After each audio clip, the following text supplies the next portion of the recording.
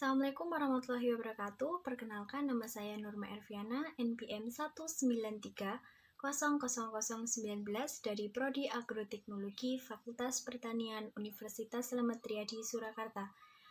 Oke, teman-teman, saya di sini akan menjelaskan sedikit tentang mekanisasi proses pembuatan biodiesel dari tanaman industri non-pangan. Salah satunya adalah tanaman jarak pagar. Nah, saya akan menjelaskan mulai dari proses pembibitan hingga produk siap pakai. Nah, sebelumnya saya akan menjelaskan apa itu biodiesel.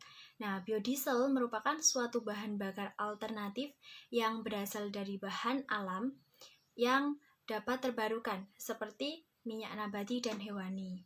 Nah, salah satu tanaman yang digunakan sebagai bahan baku dalam pembuatan biodiesel ini salah satunya adalah tanaman jarak. Tanaman jarak banyak dibudidayakan oleh masyarakat atau para petani dengan menggunakan dua cara, yaitu dari biji dan dari stek batang. Namun para petani ini lebih dominan memilih cara stek batang karena tanaman yang ditanam dengan metode stek batang ini dianggap akan lebih cepat berbuah. Jadi waktunya itu tidak terlalu lama. Nah, setelah itu saya akan menjelaskan mengenai langkah-langkah atau cara pembudidayaan dari tanaman jarak pagar. Nah, pertama-tama adalah pengolahan lahan. Pengolahan lahan dapat dilakukan dengan cara manual dengan menggunakan cangkul atau bisa menggunakan traktor. Nah, untuk pengolahan lahan ini bertujuan untuk membalik posisi tanah. Jadi tanah yang posisinya di atas atau di luar yang ditempeli oleh gulma seperti itu akan dibalikan dan akan memperlambat tumbuhnya gulma. Nah, setelah itu adalah pembibitan. Pembibitan dilakukan dengan menyiapkan bibit tanaman jarak yang akan ditanam. Nah, setelah itu adalah proses penanaman. Penanaman dilakukan dengan cara menancapkan bibit yang sudah disiapkan tadi, ditanam pada tanah yang sudah diolah dengan jarak tanam antar tanaman itu kurang lebih 2 meter. Nah, untuk tahapan yang keempat yaitu adalah tahap pemeliharaan. Pemeliharaan di sini dimaksudkan adalah proses penyiraman tanaman atau drainase, di mana pemenuhan kebutuhan air pada tanaman jarak juga harus diperhatikan. Nah, setelah penyiraman biasanya dilakukan penyangan atau pembersihan gulma di sekitar area tanaman induk. Nah, pembersihan gulma ini bertujuan untuk membersihkan tanaman-tanaman dari gangguan-gangguan tanaman yang tidak diinginkan. Nah, tanaman yang tidak diinginkan ini nanti jika tidak dibersihkan maka akan mengganggu proses pertumbuhan dan penyerapan unsur hara dari tanaman jarak juga akan terganggu. Nah, setelah itu yang kelima adalah pemupukan. Pemupukan bisa dilakukan setelah tanaman berumur 1 bulan setelah tanam. Nah, pemupukan ini bisa menggunakan beberapa macam pupuk, seperti pupuk Ponska, pupuk Urea, dan pupuk TSP. Nah, setelah proses pemupukan selesai, biasanya ditunggu kurang lebih selama 1 tahun, baru bisa dilanjutkan dengan proses pemanenan. Nah, pemanenan tanaman jarak ini biasa dilakukan oleh para petani itu secara bersama-sama. Oke, selanjutnya saya akan menjelaskan mengenai tanaman penghasil bioetanol. Nah, salah satu tanaman penghasil bioetanol ini adalah tanaman aren. Pada tahapan-tahapan pembudidayaan, tanaman aren ini hampir sama dengan tanaman jarak, mulai dari pengolahan tanah, pembibitan, penanaman, perawatan. Namun berbeda pada proses pemanenan. Nah, pada proses pemanenan nira, aren ini dapat dipanen ketika bunga sudah muncul. Nah, dalam 1 hari Pemanenan nira aren dapat dilakukan 1-2 kali dalam sehari. Nah, pemanenan dilakukan dengan cara memasang jerigen atau ember atau wadah lainnya yang ditaruh pada ujung bunga aren. Nah, kemudian dilakukan pengirisan ujung bunga aren. Nah, pengirisan ini bertujuan untuk agar tanaman aren ini bisa mengeluarkan nira. Jadi setiap pagi atau setiap sore itu biasanya petani aren mengiris bagian ujung bunga itu kurang lebih 1 cm.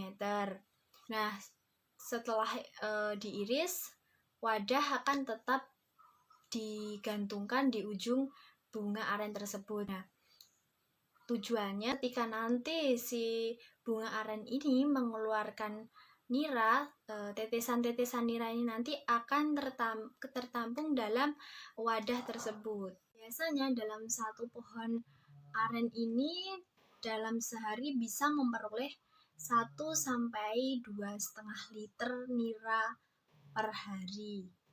Proses pembuatan bioetanol dari nira aren ini tidak begitu rumit atau tidak begitu lama, jadi cukup singkat karena nira aren ini sudah berbentuk cairan, tidak seperti pada pembuatan biodiesel tadi. Nah, pada pembuatan bioetanol ini karena nira arennya itu sudah berbentuk cair, jadi tidak perlu melalui tahap sakarifikasi. Nah, tahapan-tahapan yang akan dilalui terdiri dari persiapan bahan baku, proses fermentasi, dan pemurnian atau destilasi. Nah, tahap pertama adalah tahap fermentasi. Tahap ini merupakan proses pencampuran bahan-bahan, yaitu pencampuran ragi dengan nira aren kemudian disatukan dalam satu wadah yang sama, kemudian diinkubasikan selama 24 jam.